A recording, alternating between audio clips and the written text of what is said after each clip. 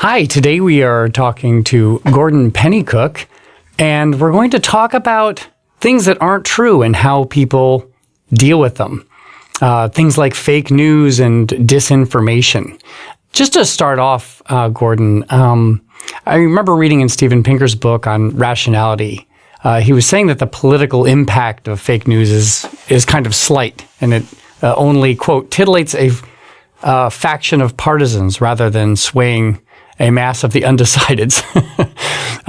In your 2021 paper, you found people tend to believe fake news when it matches their political views that they already have. So how do you see the dangers of fake news?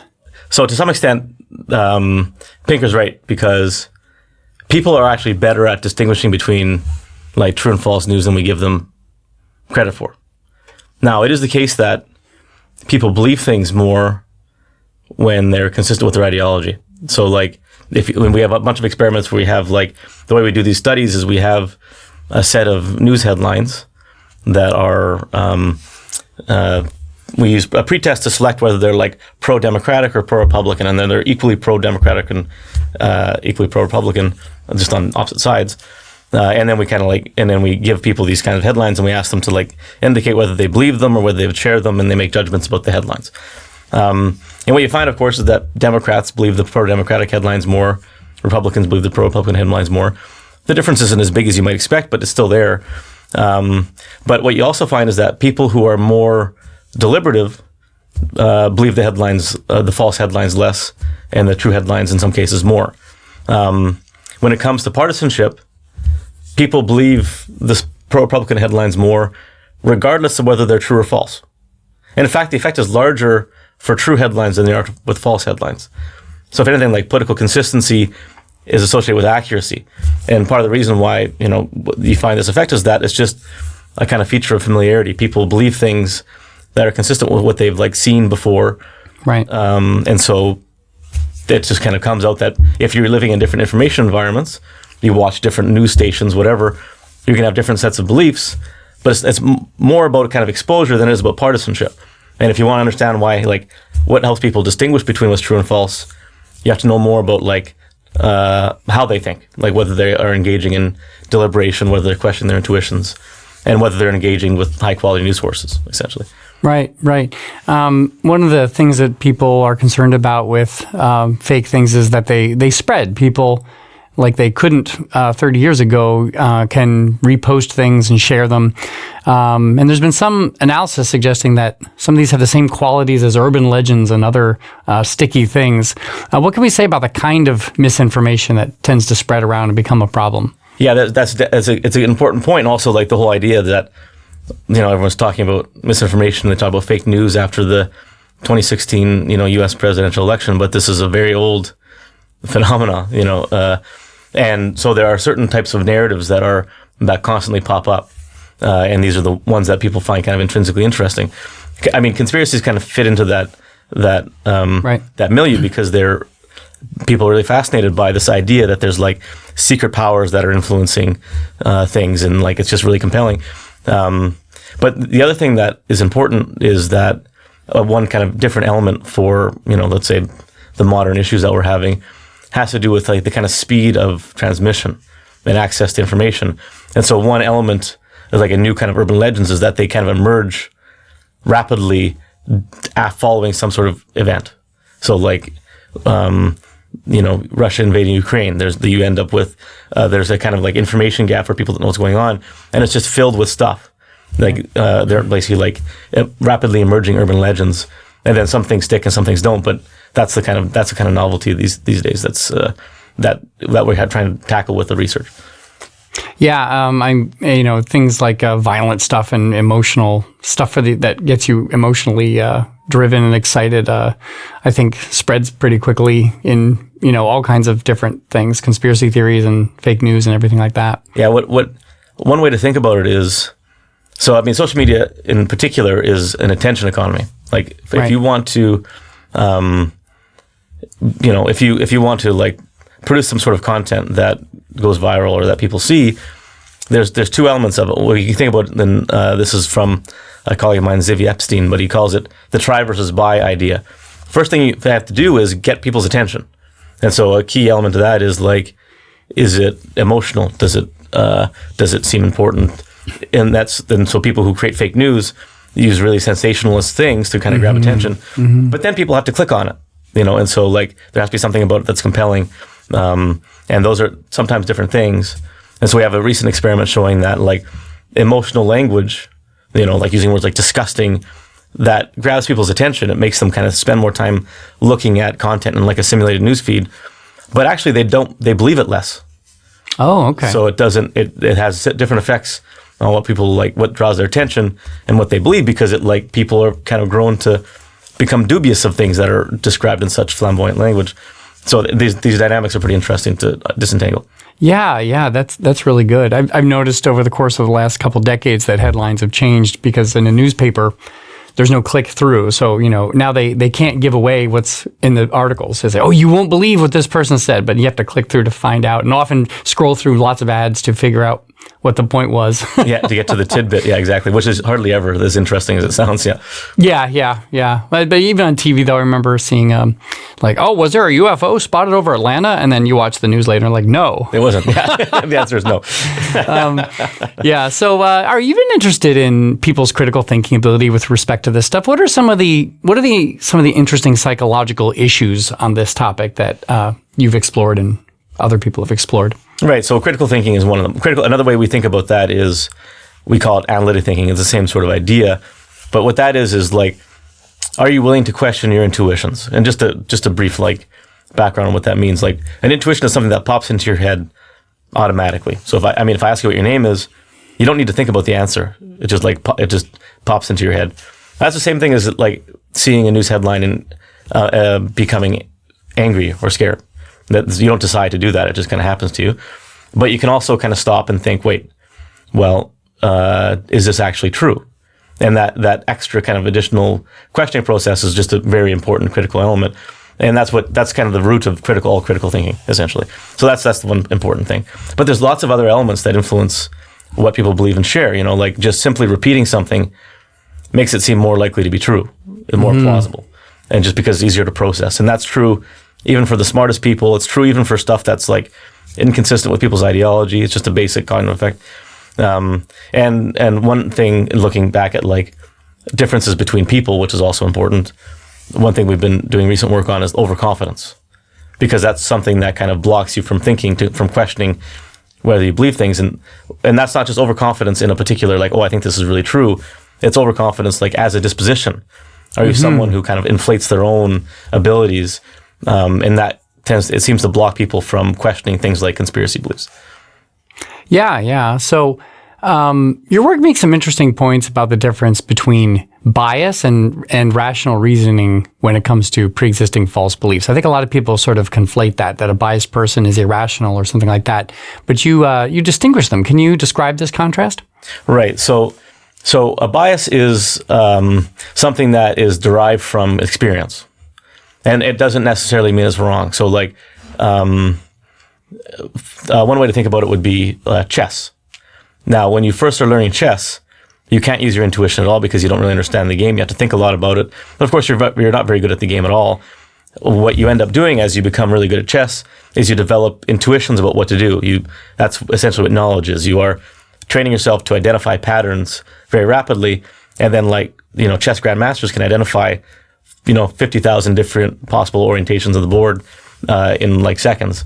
And that's all intuitions. That's the same process as what people typically refer to as bias. Okay. But rationality is just like, are you being accurate? And so like you can have a kind of intuition that is really rational. And so that's why we make this distinction.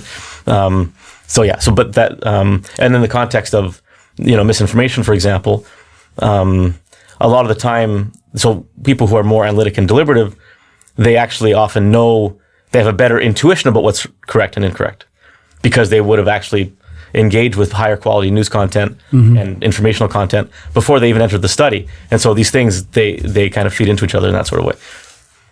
So when people swallow fake news, is that they're being irrational, or are they not bothering to use their rational faculties that they have?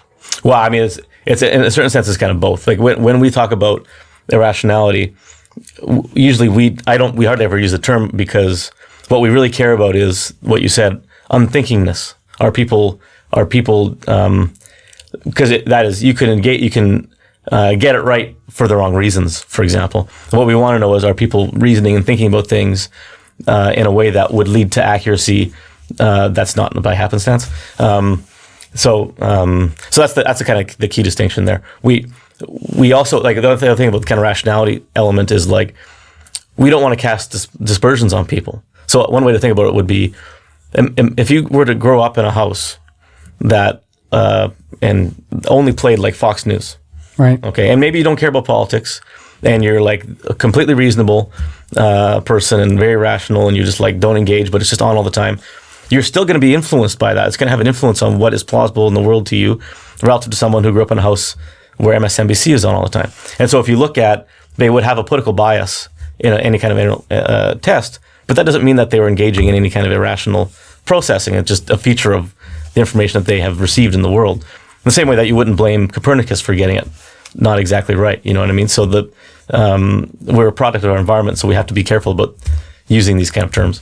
Right. The new things you learn are not taken as on their own. It's you require more evidence if it doesn't fit in with what you already believe to be true, and that's generally a good thing to do. Yeah. And so you got this background knowledge that can influence whether you accept or reject new things coming in. Yeah, exactly. And to update in a Bayesian way, you need to take into account that's prior knowledge.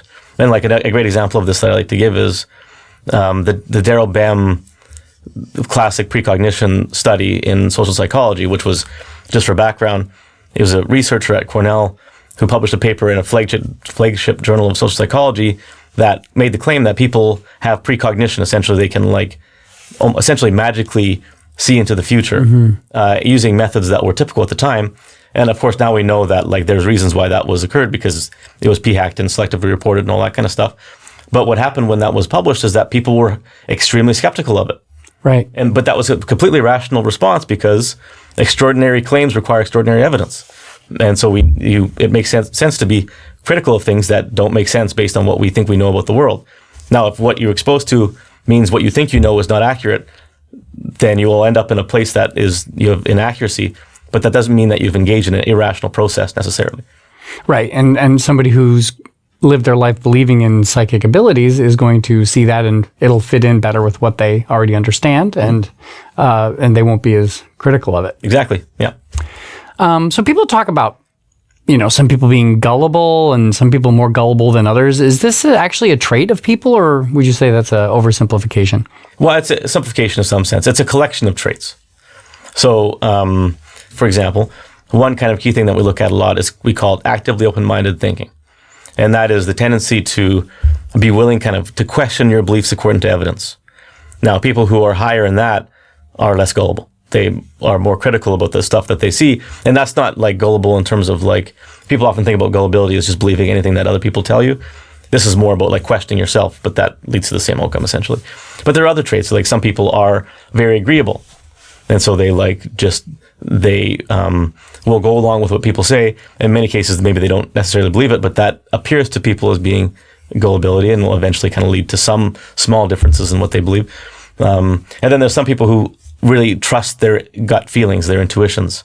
And that means that it's easy for them to if they come across something that's really compelling, maybe because it grabs their attention, or it is consistent with what they've seen before or whatever, they're more likely to accept it. And that's another form of gullibility. So these are all kind of different mechanisms that produce similar outcomes, and they all kind of fall under the umbrella of gullibility. Right. I think it's also it's a matter of trusting people. If the nice way to say that you're gullible is that you're trusting. Yeah, exactly. Assume people are giving you the straight.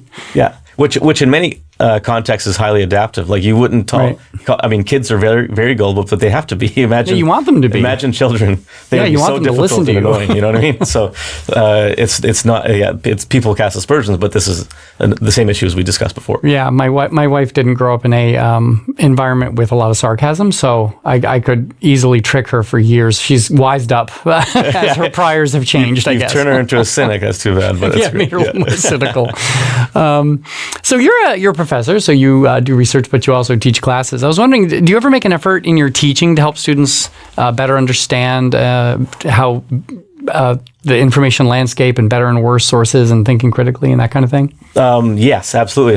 Thanks for asking that question, actually, because it's a big part of the job that I don't really get to discuss that much. But so, I mean, right now I'm teaching a class on misinformation. So, like, the course literally is about the topic that we're discussing, but it's spattered through all the courses that I teach. Right.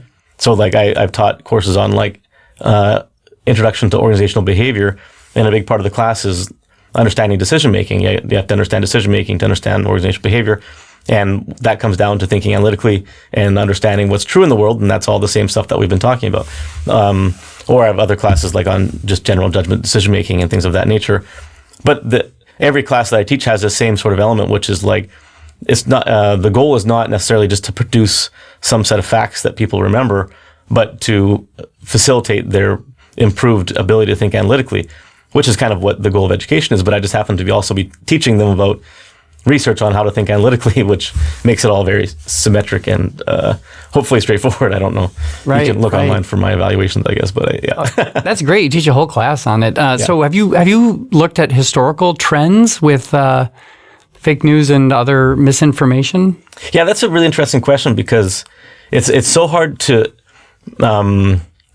establish that. There's like a bunch of debating about this. For example, like in the context of conspiracies, some people have claimed, and it's kind of, a lot of people generally think that conspiracies are becoming more prevalent. Joe Usinski, conspiracy theories, yeah, like okay. like that, not actual conspiracies. Who knows, really? But who knows about that, right? You know, who am I to say? But but like that is the extent to which people believe conspiracies is becoming more prevalent. Joe Usinski is a researcher in Florida who has been making the argument that's not the case. That it's just kind of like there's a general level. I think actually he might be wrong because, like, at least in the States, like the election fraud conspiracy is a very, very prominent one. So that wasn't there before. But in any case, it's hard to establish because we don't have like a baseline. We don't have like any way to measure essentially the quality of our collective information environment because it's such a, that's a very big thing to do. So we end up just kind of filling in with anecdotes, and it's kind of what's salient to us at the time. And so one thing I can say, I think with some confidence, is that we see bursts of misinformation in cases where there's information gaps, like when big event, Russia invades Ukraine, Israel, Hamas, all these types of things. You see a big influx of misinformation in these kind of cases when an election happens. And so those are predictable, and we can just see it's going to happen before it happens, and it keeps on doing it. So, so, these, with the recent creation of large language models, I've heard some talk about misinformation and disinformation being a larger problem simply because people can create it so cheaply and at scale and maybe even personalized for people. Do you have any thoughts about artificial intelligence, generative AI's role in misinformation? Yeah, it's a problem. I mean, it's like it already really is easy to come up with BS because it's actually a lot easier AI. It's a lot easier to do that than to come up with something that's true because you're not constrained by reality. You can just make up things. And so so without AI, we already have this kind of sort of issue. Now it can scale. Like there's like some element of like you have to keep on making things up, and there's a limit to how many different combinations of things you can make up, which the AI will be much better at doing. So that's definitely an issue. But there are some like reasons to think that we might be able to use AI to help combat misinformation too. In fact, we ran this recent experiment about conspiracy beliefs. We had believers come into the study. They indicated some sort of conspiracy that they thought was interesting and compelling. And then they had a conversation with ChatGPT about the conspiracy, where we had prompted the AI to kind of try to persuade them and give them evidence that was counter to the conspiracy, insofar as it's available, obviously, but in most cases it is. And people really, it really worked. People became less certain following the conversation. Like people found the arguments really compelling.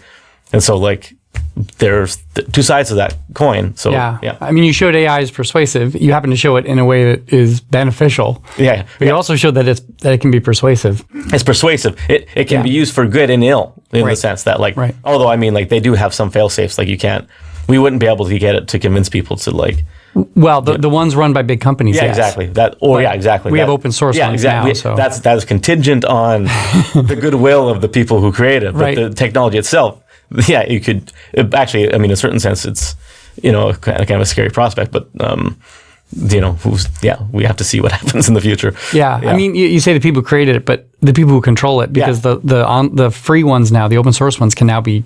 They're out of the control of the people who created it. Oh, really? Okay. Yeah, you can fine tune it to be whatever you want. Okay. And so, it'll be interesting to see what people do with it for good and bad. Yeah. Okay, that's great. So, what does the future look like for this area of research? What do you plan on doing as your next steps, and what are you hoping the field will do? What are some of the big, important, maybe unanswered questions? Right. So, I mean, a lot of the recent work is on trying to use this underlying research on like the psychology of misinformation to inform interventions, ways to make things better. Okay, so like one example is we've done work showing that, consistent with the kind of thing I've been talking about, when people share misinformation online, they often don't even think about whether it's true. Like they share it kind of reflexively.